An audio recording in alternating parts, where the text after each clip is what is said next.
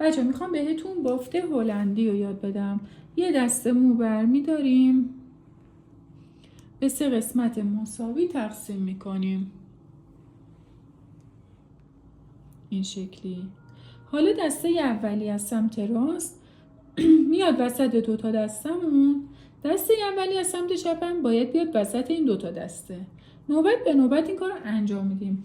بچه من نمیخوام بافت ساده بزنم، میخوام بافت کف سری بزنم. توی بافت کف سری مرحله اول رو ساده میزنیم، ولی از مرحله دوم به بعد از کف سر بهشون مو اضافه کنیم.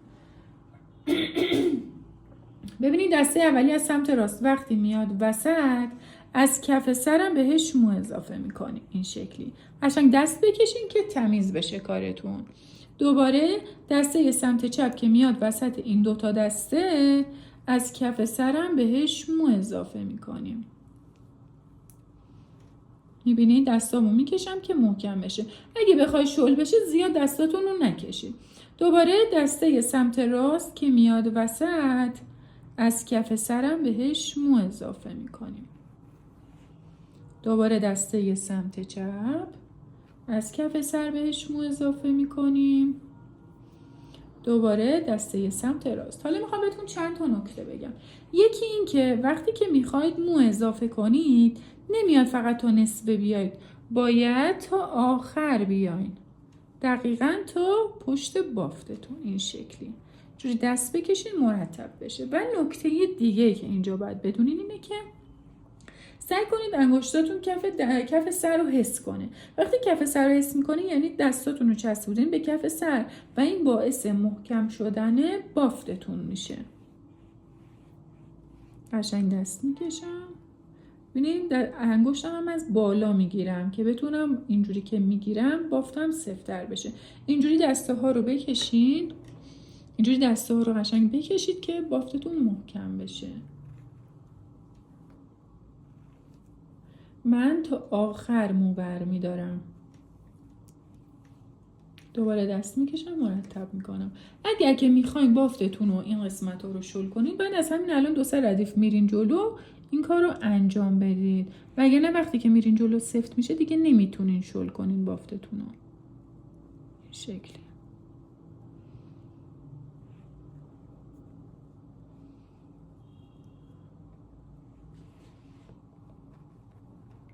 دوباره مو برمیدارم. یه نکته دیگه بگم یادداشت کنید. ببینید وقتی مو رو اضافه میکنید یا میتونید کنار موها بذارین یا میتونید بدین زیر. وقتی میدین زیر، وقتی دارین موها رو باز میکنین قشنگتر میشه و بافتتون هم محکمتر میشه. سعی کنید دسته هایی که برمیدارید همه یک اندازه باشه. نه یعنی یکی رو نازک بردارید یکی رو ضخیم بردارین. اگه بخواید بافتتون ریزتر بشه دسته ها رو نازکتر برمیدارید. اگه بخواید درشتر بشه دسته ها رو ضخیم‌تر هم میتونید بردارید. دوباره همینطور که دارین رو به جلو میرین سر شخص رو یا سر خودتون رو بدین پایین.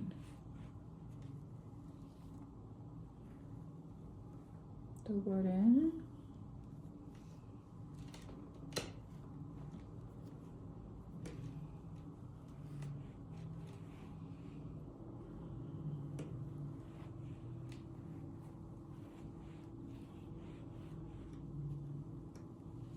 اگر که میخوای شل کنید الان دیگه وقتشه که موها رو شل کنید.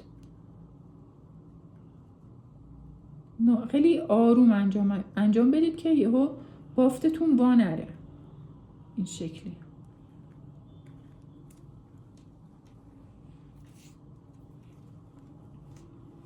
بچه‌ها من میخوام این بافتم بیاد از اینجا رد شه. وقتی از اینجا رد میشه پس مو هم میتونم از اینجا بهش اضافه کنم. ولی اگر که میخواستم بافتم از اینجا رد بشه از سمت راست دیگه بهش موی اضافه نمیشد، فقط از سمت چپ بهش اضافه میشد. پس چون میخوام از اینجا دستم و از اینجا بافتم و رد کنم از اینجا هم بهش مو اضافه میکنم. ولی اگه اینجوری میومدم دیگه بهش موی اضافه نمیکردم، فقط از سمت چپ اضافه میشد. یادتون نره شل کنید این شکلی.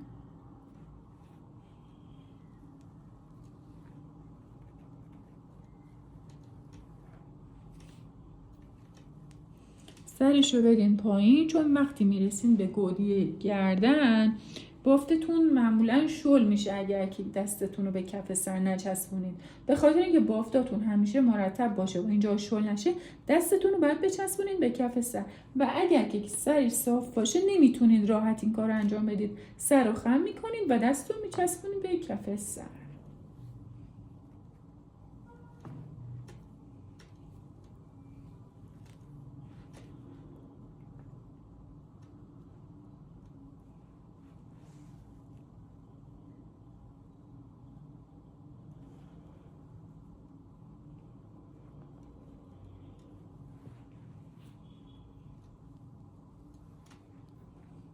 دسته ها رو قشنگ میکشم که بافتم سفت بشه.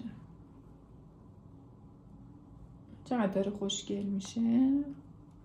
این موها رو میدم زیر اینجوری فاصله بافتم کم میشه از کف سر. این باعث میشه که موهای اینجا شل نشه.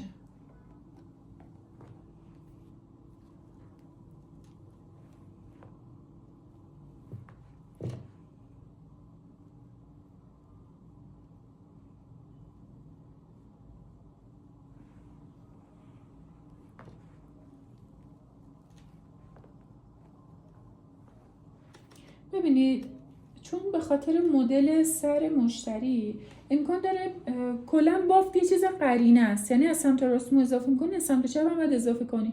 ولی اینجا نگاه میکنید میبینید که الان مو اینجاش تموم شد ولی یه دسته اینجا داریم مو، بازم هیچ اشکال نداره.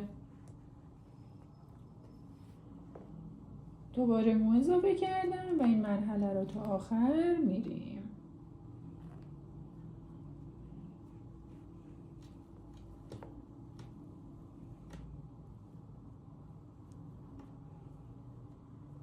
هر چقدر بخواید میتونید موها رو باز کنید، بستگی به خودتون داره.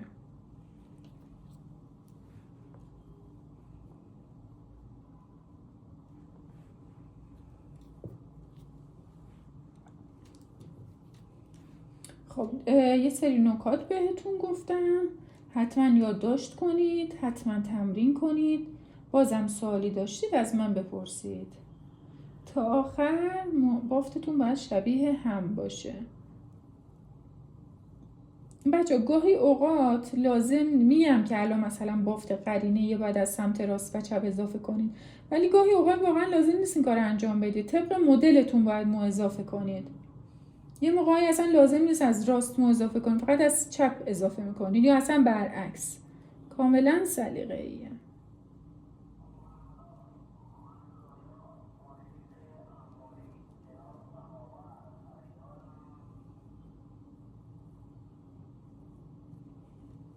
تا آخرم ببافین که بافتتون قشنگتر بشه. اینم از بافت خوشگل هلندیمون.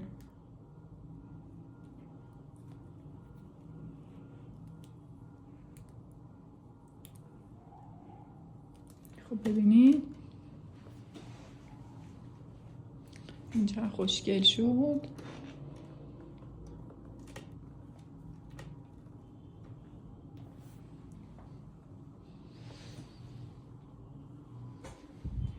بچه سوالی داشتین بازم بپرسید.